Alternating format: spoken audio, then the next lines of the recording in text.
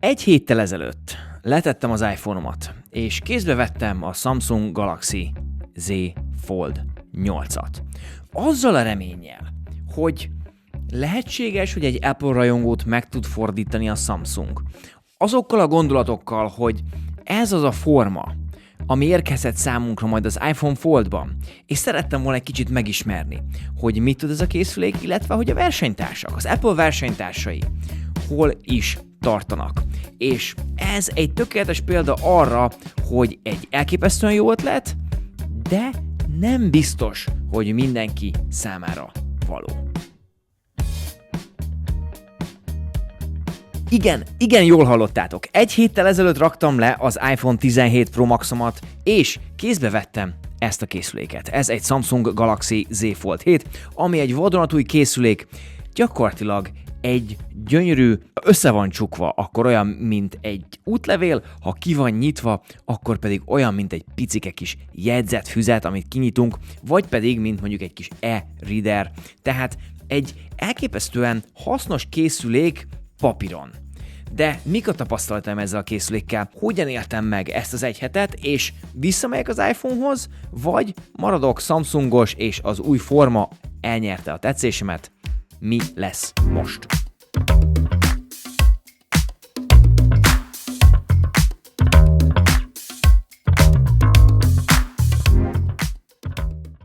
Fiúk és lányok, hölgyek és urak, szevasztok! Ez itt az Apple Pie, én pedig Joe vagyok, és a mai videóban ez itt a Samsung Galaxy Z Fold 8, ami egy nagyon kis szexi termék, ami nagyon-nagyon tetszik nekem, és minden szempont alapján papíron egy olyan telefonnak kéne lennie, amit én napi szinten használok, és azt kell, hogy mondjam nektek, ez az elmúlt hétben így is volt. Ugye letettem az iPhone 17 Pro Maxomat, 2 darab indokkal. Az egyik az, hogy kíváncsi vagyok arra, hogy mit tudnak a versenytársak. A Samsungnak a legújabb operációs rendszere, a legújabb telefonja hol tart jelenleg. A másik pedig az volt, hogy érkezik ugye az iPhone Fold, amiről vannak hírek, hogy ez a formatervezés lesz. Tehát egy picike ilyen útlevél méretű telefon, amit hogyha kinyitunk, akkor az iPad mini-nél egy kicsit kisebb tabletet kapunk.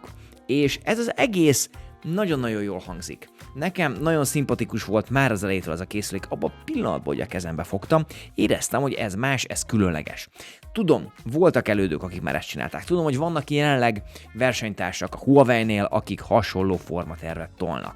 És igen, tudom, hogy nagyon mérgesek voltatok rám az előző videóban, amikor azt mondtam, hogy a Samsung másolja az Apple-t úgy, hogy az Apple-nél még meg sem jelent a termék. És azt kell, hogy mondjam, igen, igazat adok nektek, valóban nem jelent meg a termék, de nagyon régóta lehetett hallani az Apple részéről azt, hogy érkezik egy ilyen dimenziókkal ellátott készülék, és a Samsung, ahogy mindig is, előbb kihozta ezt a terméket. Hogy mik az indokok, hogy hogyan tudták kihozni, abba most nem menjünk bele. A lényeg, hogy ez a termék itt van, a kezemben van, és egy hétig kőkeményen használtam.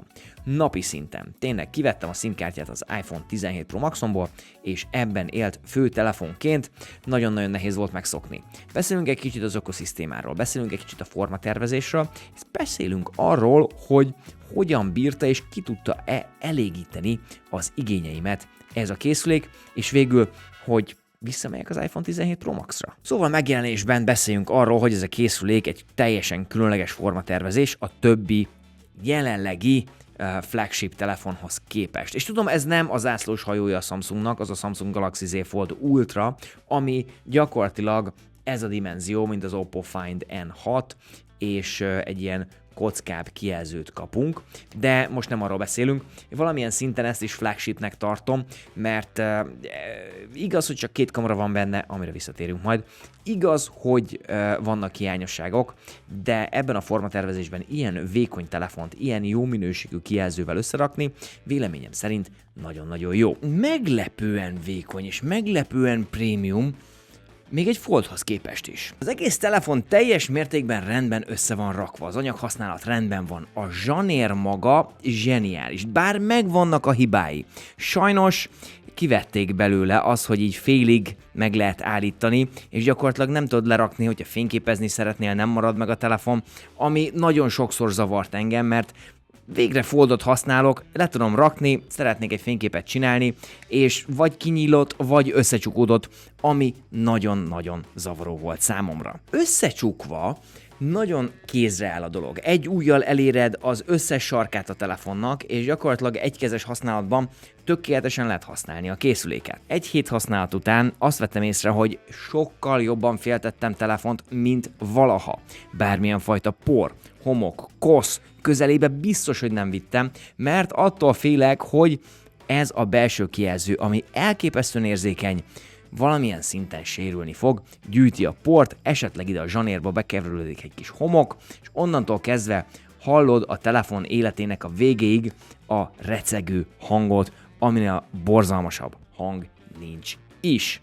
Ami problémás a dizájnban és az átlagos napi használatban, az éles sarkok, ami nekem annyira nem jön be. Tehát, hogyha sokat tartod a telefont a kezedbe, akkor bizony ezek a sarkok, ezek elég erőteljesen beleszúrnak a tenyeredbe. És mivel iPhone felhasználó vagyok, lekerekített sarkokkal, ezt nehéz volt megszokni számomra, azonban mivel ilyen picike, ezért úgy voltam vele, hogy oké, és amúgy nem csak picike, de nagyon könnyű, 170 grammjával együtt, azt mondtam, hogy oké, rendben, ez még elmegy. De ergonómia szempontjából ez a kocka design annyira nem menő. Értem, hogy miért csinálják. Azért csinálják, hogy mindenhol ugyanúgy nézzen ki a telefon, hogyha kinyitod, akkor szép kocka, összecsukod, szép kocka, teljesen kimegy a széléig a kijelző. És ugye, hogyha már a kijelzőről beszélünk, akkor beszéljünk a kijelzőről. A külső kijelző talán fontosabb, mint a belső kijelző, mert ez az, amit napi szinten többször használtam, mint a belső kijelzőt. Itt mennek az üzenetek, itt mennek a telefonhívások, itt pörögnek a gyors alkalmazások, a Google Maps-et megnyitom, itt keresek rá, és hogyha valamit bővebben akarok, csak akkor nyitom ki a telefont. Gyakorlatilag a belső kijelző az szórakoztatásra van, amíg a külső kijelző az pedig produktivitásra. Legalábbis az én életemben ez így nézett ki. És itt jött az érdekes kérdés. Hogyha már produktivitás szempontjából használom a telefonomat, ami általában 80%-a a napi felhasználása igényemnek, akkor örülnék, hogy egy kicsit nagyobb lenne a kijelző. És úgy voltam vele, hogy sokszor forszíroznom kellett magam arra, hogy nyisd ki a telefont, használd, hogy tudjál valamit mondani az egyhetes összefoglaló után. És ez egy tök érdekes dolog, mert sosem az volt, hogy kinyitom, mert én nagyobb videót akarok nézni. Vagy most olvasni akarok. Vagy ez, vagy az. Tök szép gondolatok ezek, hogy majd akkor olvasok könyvet rajta, majd csinálok ezt, majd csinálok azt, majd tök jól tudom nézni a tartalmat rajta. De az igazság véleményem szempontjából az, hogy forszíroznom kellett azt, hogy kinyissam a telefont, és használjam a belső kijelzőt.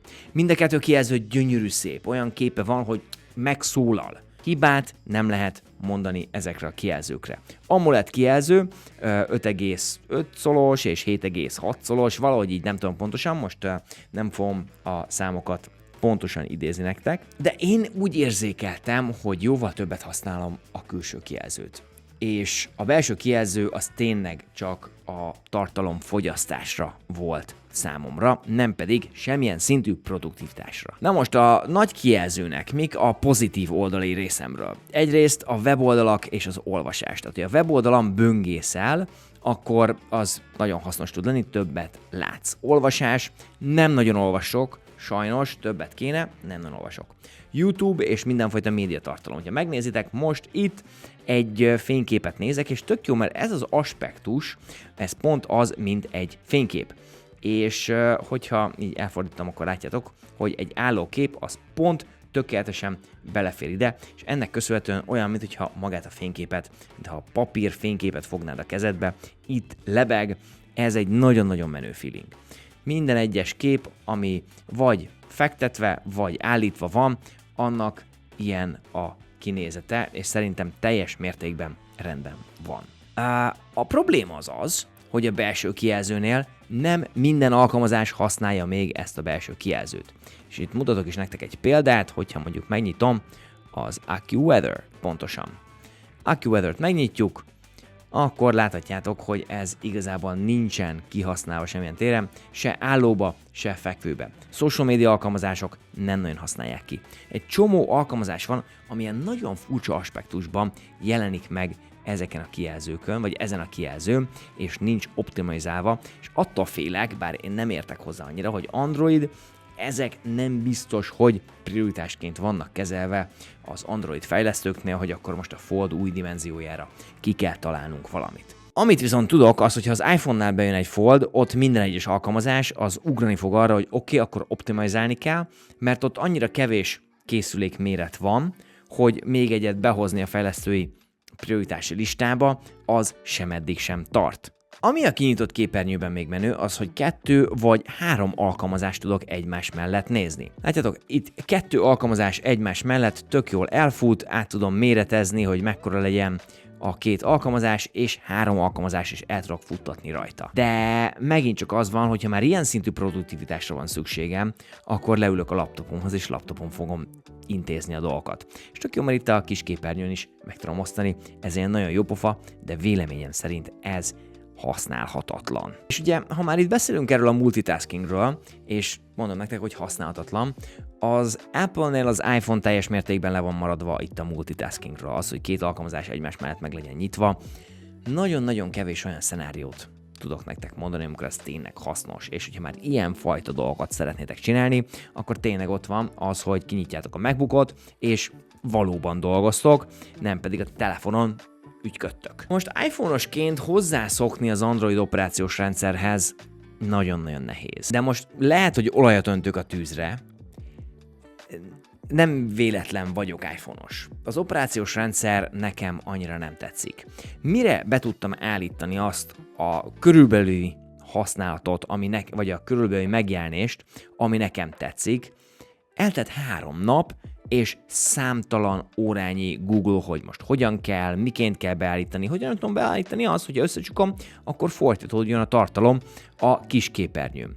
Tehát nagyon-nagyon személyre szabható, de már olyan szinten, hogy zavaró, és egy problémát okoz, egy feszültséget okoz az átlag felhasználónak az, hogy akkor most, hogyha én iPhone-ról Samsungra váltok, hogyan és miként tudom az egészet úgy személyre szabni, ahogy az nekem jó. Hogyha vannak régi beidegződések, hogyan tudom beállítani azokat, hogyan tudom megtanulni az újakat. Tehát egy csomó olyan kérdésre kellett választ találnom, amit nem is tudtam, hogy létezik. Tök jó, mert vannak megoldások, de nem minden esetben tökéletes. Nem minden esetben kapom ugyanazt az élményt, mint egy iPhone-nál. És ez egy érdekes tanulság volt részemről az androidos operációs rendszerben. És használok Android telefonokat. Oppo Find N6, Xiaomi 17, Poco X8 Pro. Tehát, hogy ezek így itt vannak a zsebemben, napi szinten használtam őket, amikor éppen tesztelgettem a készülékeket, és azt kell, hogy mondjam, nincs még egy olyan ökoszisztéma, nincs még egy olyan kényelmes operációs rendszer, mint az iOS, a saját bugjaival együtt. Tehát nem azt mondom, hogy az iOS tökéletes, de véleményem szerint, és megkövezhettek, véleményem szerint jobb operációs rendszer, mint az Android. Ami érdekes volt, és hogyha már itt elővettem ezt a másik telefont, ugye az Oppo Find N6 volt az a készülék, ami bemutatta nekünk ezt az új generációs kijelzőt, amiben alig látszik a hajlat. És hogyha elhúzom az ujjamat, szinte nem is lehet érezni. És reméltem, hogy a Samsung esetében is valami hasonlót kapok, azonban itt jóval erősebb ez a hajtási csík, és egy pár nap használat után lehet is érezni, de nem tapasztaltam azt soha, hogy bármilyen szinten zavaró lett volna ez számomra.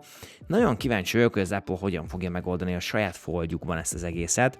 Valószínűleg ez az Oppo Find N6 verzió a jobb verzió. Nem tudom, hogy mi a technológia, nem tudom, hogy mi az egész tudás itt emögött, a zsanér mögött, de azt kell, hogy mondjam, bizonyos szögben zavaró tud lenni, de gyorsan megszokod, és hát annyira nem lehet érezni, csak hogyha így fényben mutatom nektek, hogy van egy eléggé erős törésvonal. A másik érdekesség a kamerák. Van-e fold kompromisszum? Van. Az egyik az, hogy elvesztettünk egy telefotókamerát, tehát csak ultraszéles és normál kamera van. Az ultraszéles az kb. Használhatatlan, tehát így alig akartam használni, nem nagyon tudtam vele nagyon jó minőségű képeket csinálni. A normál kamerával teljes mértékben meg vagyok elégedve. Ha belépek és megnézem a futókat, amit ezzel csináltam, azt kell, hogy mondjam, hogy ezek nagyon-nagyon szép képek, és teljes mértékben rendben van ez a készülék.